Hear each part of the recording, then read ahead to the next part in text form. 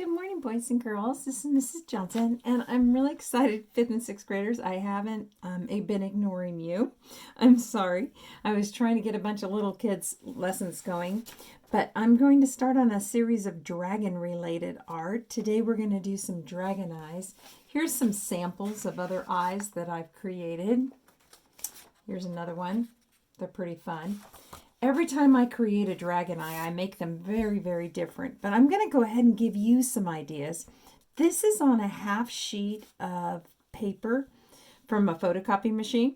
So I would probably, if I were you, make it pretty big because then you can add lots of ideas to it. But you should be able on a half sheet to get 2 eyes in, one here and one here. Unless you think you might just want to frame just an eyeball, which would be cool. I would just put it on one piece of paper. But the bigger the eye is, the easier it is to get details in it. And the main thing when you're doing a dragon eye is you don't want him to look really super friendly. You want him to look kind of cool. So every point that you put in a drawing makes him look a little bit more on the evil side versus the friendly side. If you think big round eyes, they don't have any points in them. So the more pointy your lesson gets, the sharper the points, they tend to look a little scarier and a little eviler. So I'm going to just make that kind of hump going up. This is the corner and this is the corner of the eye. I've got it at an angle. And then I'm going to drop it down here in the front. Now it doesn't really have to be bigger in the back or bigger in the front. It could be even. There's a million ways you can do it. The really cool thing about dragons is that there's no two alike. They're a mythological creature, so you can do a million things with them. They're super fun to draw and one of my favorite things to draw. So here's my basic eye. Then I need my iris. And to get my iris in, I usually use most of the eye for the actual iris, which is the colored part. This is like the fatty tissue in the corner. I don't put very much of that in, but I do like a little bit, especially if I decided to make it yellow or red to make his eyes look more bloodshot. That's kind of cool too. Okay, so I've got my basic eye shape. I'm going to go ahead and make another eye over here. And I'm going to change it just a little bit in shape. You can see how they're just a little bit different. Still putting in a little bit of a corner in the eye. The next thing that can be really different in your eyes is your pupils. A lot of people will make them kind of like cat eyes. If I do that, I like to make the tip of the point not on the picture. So kind of like this. And then I just erase what's above there. Or you can also do them kind of a creepy way. They look a little bit like a cross. And so what you're going to do is make a line coming down this way and then out. And I try to go with the angle of the eye when I put the out space. Back down and then a point. Now that one's pretty creepy looking. I like to have that angle of the eye. Here's another one. This one's got that curved triangle. And here's another one. Very different. So you can have kind of fun with it, whatever you do. You can do any change there that you like. I usually cut off the top of it no matter what. Just like human eyes, the top of your iris or pupil is cut off from your eyelid. And I usually show the bottom in the eye. Okay. Then you have to think about whether you want an eyelid, whether you want it to look scaly, what things you're trying to add to it. So if you want it to look like it has texture bumps, kind of like lizard skin, what you want to do is start out with oval shapes, leaving a little bit of space in between them, like this. That will give you space to put the texture in between. And these could be more round. They could be more pointy. I'm going to just kind of continue this. Notice how I'm kind of staggering them, kind of like bricks were being laid. I don't have them directly above each other. I'm staggering them, trying to leave a little bit of negative space in between them. And the reason, the negative space is this little space in between because it'll really create great texture if you decide to shade them or ink them. So I am going to do a colored pencil lesson on how to color this eye after I'm completed with it. Just to explain a little bit about colored pencils to you and how you would use them.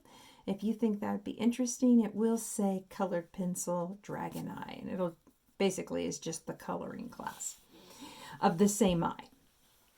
So this would be kind of like an eyelid. Now, if you wanted your eyelid to be kind of big in the back, all you would do is that you would just kind of give yourself a guideline and then just keep creating this space until you feel like you've got an eyelid the size you want. I just kind of gave myself a little bit of a guide so I could go in. And remember, these can get bigger, these can get smaller. Notice I'm going kind of big out here. So this is going to be my upper eyelid. For my lower eyelid, I'm just going to show some rolled flaps of skin. So I'm going to go in and then out and then in. And then in and then out and then in. It kind of will look like bags underneath the eye. But just to make them a little crazier, I'll be adding other things to them. So for my second eye here, I was thinking that I would go ahead and make it look a little bit like a rope lizard. So I'll show you what that looks like. I go ahead and I put in a second line here, like this. Okay, and I'm going to do the second line with a Sharpie so you'll be able to see this really easily on how it looks, because it's kind of a cool little texture. So I'm going to curve this around and curve this around like this.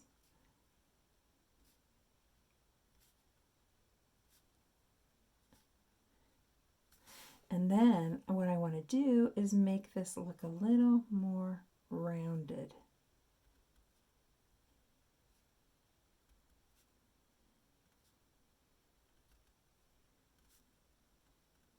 This will give it kind of a segmented, kind of worm type shape, very segmented. And when I erase this with my eraser, you'll be able to see how it looks very segmented. Notice how I have these little tiny lines with my ink pen and stuff. I never worry about that kind of stuff because when I go to shade these, I can always camouflage little flaws like that. If I just add a little shading here on the top edge, it'll look like all those little lines were part of my design. Okay, then I'm going to go in and just put one more layer in, but I'm going to round it. See how I'm rounding it? So this doesn't have the little spaces in between.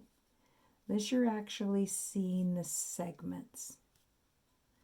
And I would probably go ahead if I shaded one and shade them both on the edge. This is a little line shading.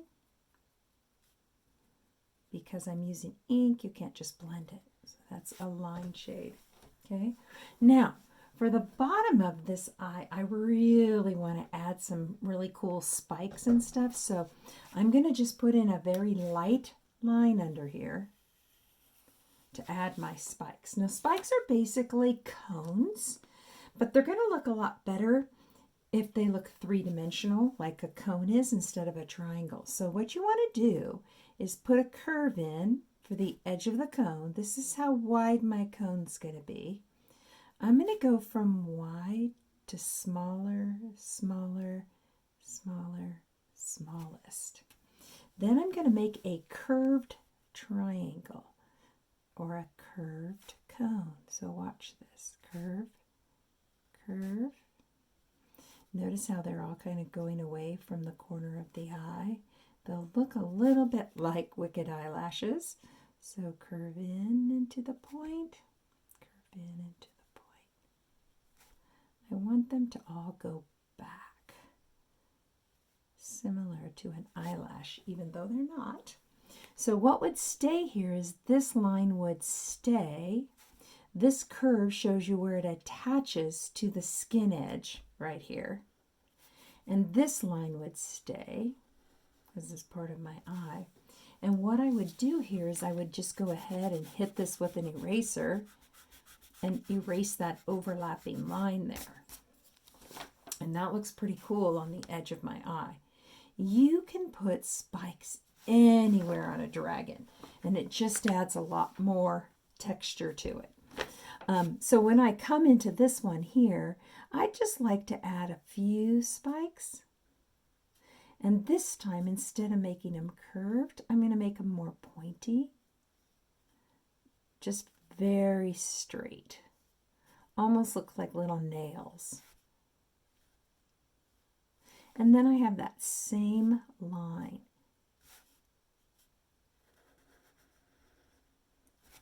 So I would go ahead and erase here where the overlapping line is. You can see how those are curved ones and these ones are straight.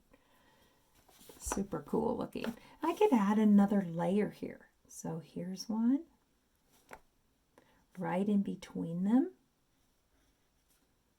You could also do this on the back of a dragon. It's going to take you some time, but it looks really cool when you put them on the back of a dragon, a couple rows of spikes. Now, I could have continued those into this corner. I just chose not to. Sometimes I add things all over the eye. Sometimes I don't. Sometimes I get crazy with it. That's what's so cool about it, is they can all be really, really different. So that's kind of a neat ending. What would happen here is that when I go to shade this, I would make these surfaces look more rounded. So they look a little bit more like they roll. If you shaded it with ink, you would just make curved lines like that. You can see how that's starting to look more rolled.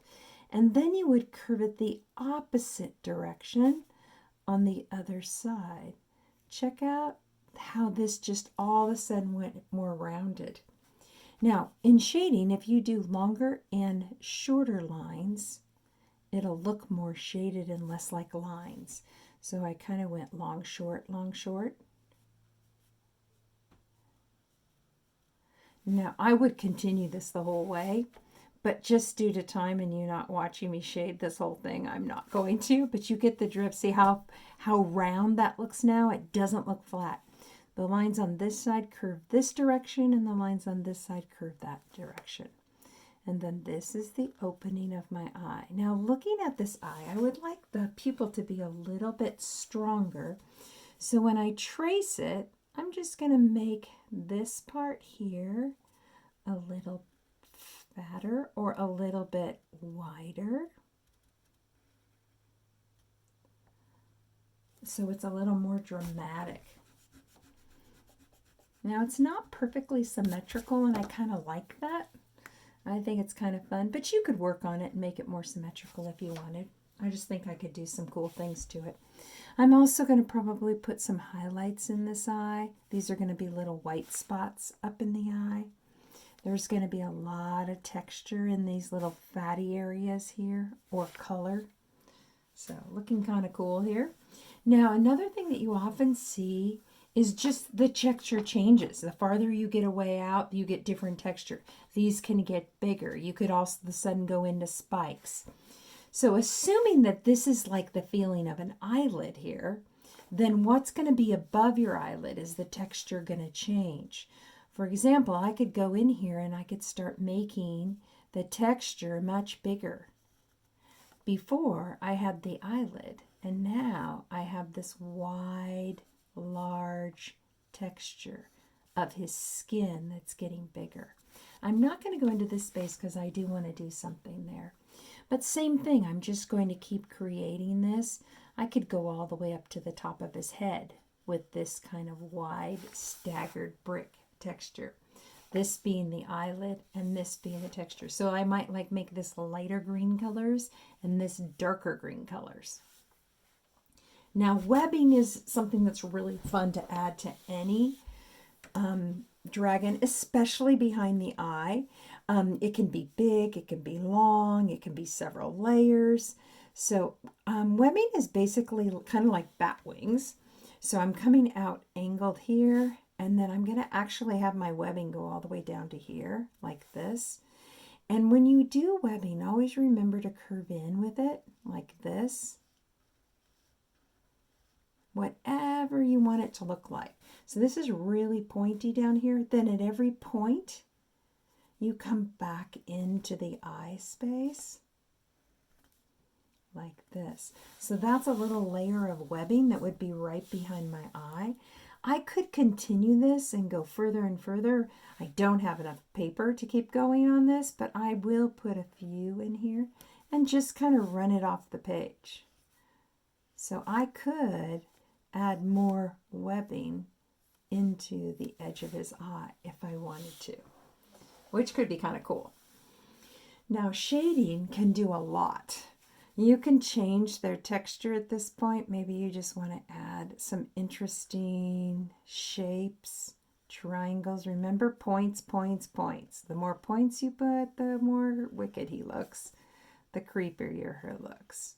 So if you're not going for a really friendly dragon, get some points. If you are going for a really friendly dragon, like Puff the Magic Dragon kind of dragon, lots of round edges are going to make a difference. He'll look way more sweet if you put that kind of stuff in.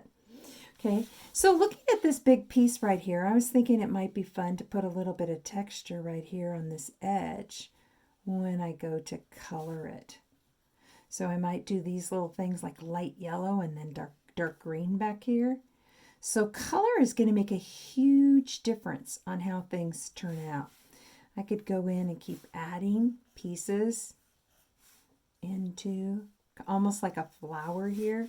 But depending on if you think of this going from like red, orange to yellow, like a flame coming out, could be very cool there. So I've got my basic eye structure done on this one. I do like little horns, that kind of thing. And when I mean that, these are more like spikes. Horns are a little bit different. So when you do horns, you're basically creating some sort of different texture. See how they're kind of popping out of the back of the eye like this? I just drew them with a pencil to get the basic structure, but I am going to do them differently. And you'll notice that some people just put tons and tons and tons of layers in the things that they create, and they're really cool. Sometimes I think they almost get a little too busy, but it's all a personal preference. So check out what I'm going to do with these. On each one, I'm going to kind of curve out. Okay. So it's kind of got this little curved out point.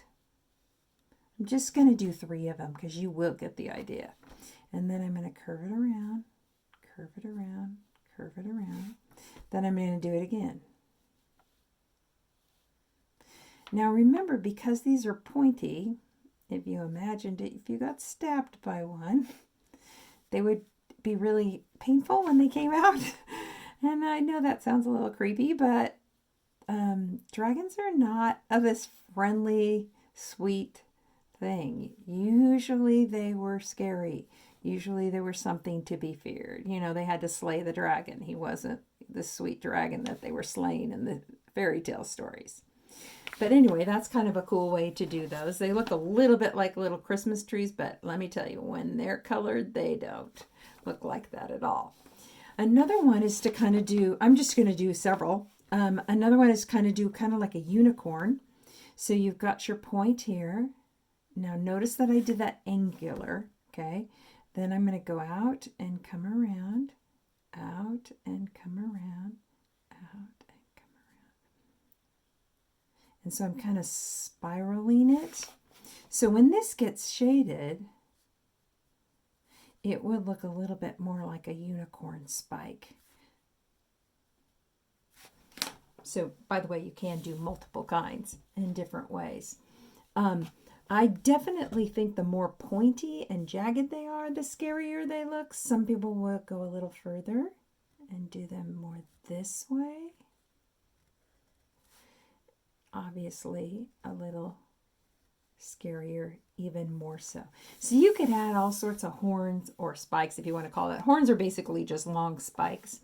You could just do something simple, like putting curves around the edges like this, and then bubbling them out. You will also get a little bit of a unicorn feel to it. Okay, and I'm sure you can come up with your own ideas. I definitely like to just kind of get crazy with them sometimes and just put something weird on the edge. Like that. Kind of like a ninja type star shape. Or something pointy that looks barbed. So you can also make them look like flames coming out. You can see that if that, depending on how those were colored, you would see them all differently. You know, so, well, can I do all the different things? Of course, you can do whatever you want. That's what's cool about dragons. You can have fun with them. I definitely like curved triangles for the highlight. It makes the eye look a little more rounded. It tends to look a little scarier because they're pointy rather than round. So this would be a curved highlight in this pupil, which can be pretty cool. Okay, now I've got some textures, you know, like what's going on out here? What's the face going to be? You can go smooth. There's nothing wrong with smooth. You can do it more like it's plates, and I'll show you what I mean by that. Here we go. Almost like a turtle shell. You know, think about the edge of a turtle. Then you want to stagger it. You can see these are laying on top of each other's, kind of like scales. So when you go to shade these, the one above is overlapping the one below.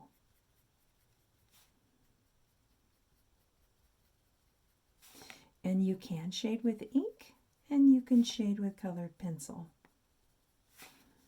And you can shade with a marker, but usually when you use a marker, you're using lines to do your shading, which is what I'm doing right here.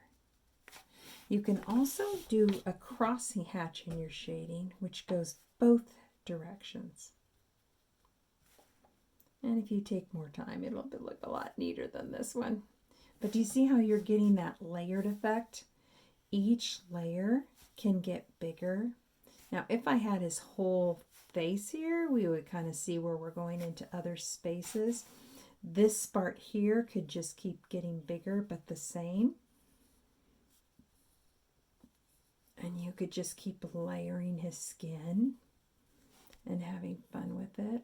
I'm going to go ahead and put another shape out here, just to kind of change it up. Okay, and I'm just going to keep going till I kind of like my shape. Now, if I was going to frame this, I would probably fill all this in till I hit kind of a square shape. Keep going with it. I'll have some fun, cool shapes with it. Okay, so what are you going to do if you're using ink? This lesson, that's all I'm going to use is ink. Let's look at some shading techniques. Let's look at this eyeball. So this one has the cross hatching, going one direction and then going another direction. It has the line shading under the shapes. It has the curved lines this way and the curved lines that way. See the rolled? It has the webbing, only shading on one side. Create the two layers of webbing, one layer of webbing, one. And here's an interesting texture. A little reptile looking. See the rolls of skin here? Yeah, so lots of ink shading can make a huge difference. So I want this to be in front of this. So I'm definitely going to do more shading underneath in the overlapping. So I know that this is underneath, so it's easy if you just start with the shading underneath like this, because that would be darker. Now when I get to this part, I could still do a little shading. I just wouldn't want it to be as long, because this is really right on top of that one. So it's just where it's kind of going into the body or into the face.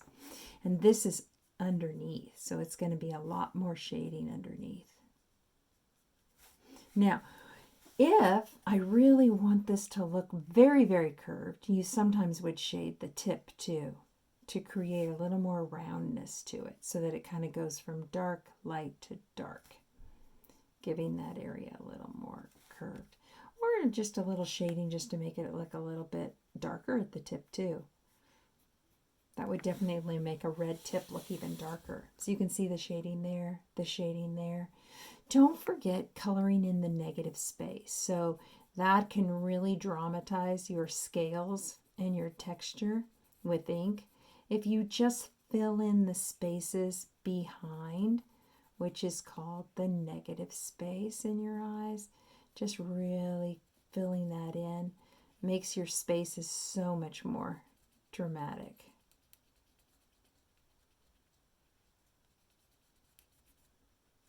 So really would make that pop. Black pupils is definitely my suggestion, but sometimes I'll put like a line on the edge just to make a little bit different dimension. Maybe it's outlined with a little bit of highlight like this. And then color in all the black, leaving white. Now, if you leave white on anything that you are shading with ink, don't worry about it, because if you don't like it, you can fill it in. If you fill it all in, you can't pull the white back out. So I always say, if in doubt, go too much white left behind. You can always get rid of it. And so sometimes I'll put a lot in and I'll go, not real happy with